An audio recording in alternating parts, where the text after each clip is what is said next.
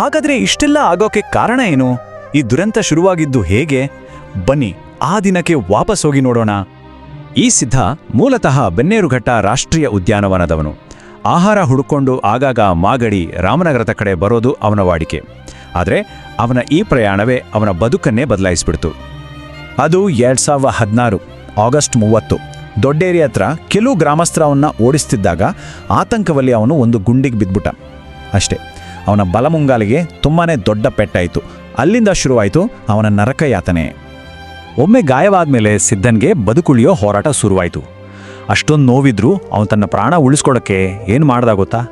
ನೋಡೋಣ ಬನ್ನಿ. ನೆನ್ಪಿದೆಯಾ ನಾವು ಮೊದಲೇ ಕೇಳಿದ ಪ್ರಶ್ನೆ, ಸಿದ್ಧ ಯಾಕೆ ನೀರಿನಲ್ಲಿ ನಿಂತಿದ್ದ ಅಂತ? ಅದಕ್ಕೆ ಉತ್ತರ ಇಲ್ಲಿದೆ. ಆ ನೀರೇ ಅವನ ನೋವಿಗೆ ಔಷಧಿಯಾಗಿತ್ತು. ನೀರಿನ ತೇಲುವ ಶಕ್ತಿ ಅಂದರೆ ಬೋಯನ್ಸಿ ಅವನ ಮುರಿದ ಕಾಲಿನ ಮೇಲಿನ ಭಾರವನ್ನು ಕಡಿಮೆ ಮಾಡ್ತಿತ್ತು. ಇದು ಅವನ ನೋವನ್ನು ತಡೆಕೊಳ್ಳೋಕೆ ಅವನು ಕಂಡುಕೊಂಡ ದಾರಿ. ಸಿದ್ಧನ ಈ ಸ್ಥಿತಿ ಜನರ ಹೃದಯವನ್ನು ತಲುಪಿತು. ಅವನನ್ನು ಹೇಗಾದರೂ ಮಾಡಿ ಉಳಿಸಲೇಬೇಕು ಅಂತ ದೇಶದಾದ್ಯಂತ ಸೇವ್ ಸಿದ್ಧ ಅನ್ನೊಂದು ಅಭಿಯಾನವೇ ಶುರುವಾಯಿತು. ಇದರಿಂದ ಒಂದು ದೊಡ್ಡ ರಕ್ಷಣಾ ಕಾರ್ಯಾಚರಣೆಗೆ ಚಾಲನೆ ಸಿಕ್ತು.